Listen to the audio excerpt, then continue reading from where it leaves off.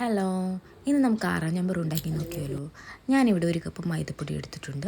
അതിലേക്ക് ആവശ്യത്തിന് ഉപ്പും ഇളം ചൂടുവെള്ളവും ഒഴിച്ച് നന്നായി കുഴച്ചെടുക്കുക. ഇതിലേക്ക് 1 സ്പൂൺ വെളിച്ചെണ്ണയും ഒഴിച്ച് നല്ലപോലെ ഇളക്കി ചപ്പാത്തിക്ക് നമ്മൾ മാവ് കുഴക്കില്ലേ, അതേപോലെ നമുക്ക് കുഴച്ച് വയ്ക്കാം. ഇനി ഇത് ഓരോ ഉരുളകളായി എടുത്ത് പരത്തി സ്ക്വയർ ഷേപ്പിൽ നമുക്ക് കട്ട് ചെയ്തെടുക്കാം. അപ്പോൾ നമ്മൾ സ്ക്വയർ ഷേപ്പിൽ കട്ട് ചെയ്തിട്ടുണ്ട്. ഇനി കുറച്ച് പഞ്ചസാര, അതിലേക്ക് ഏലക്കാപ്പൊടി ഇട്ട് നന്നായി പൊടിച്ചെടുക്കുക. ഇനി ഒരു ചീനച്ചട്ടിയിലേക്ക് അല്പം വെളിച്ചെണ്ണ ഒഴിച്ച് ചൂടായ ശേഷം നമ്മൾ മുറിച്ച് വെച്ചിരിക്കുന്ന ആ കഷ്ണങ്ങൾ ഇതിലൊക്കെ ഇട്ട് വറുത്തെടുക്കും. ഇതിപ്പോൾ നന്നായിട്ട് പൊങ്ങി വന്നിട്ടുണ്ട്, നല്ല പോലെ പൊങ്ങി വന്നിട്ടുണ്ട്. ഇനി ഇതൊരു ഗോൾഡൻ ബ്രൗൺ കളർ ആകുമ്പോഴേക്കും നമുക്കിത് കോരി ഒരു പാത്രത്തിലോട്ട് മാറ്റി വയ്ക്കാം.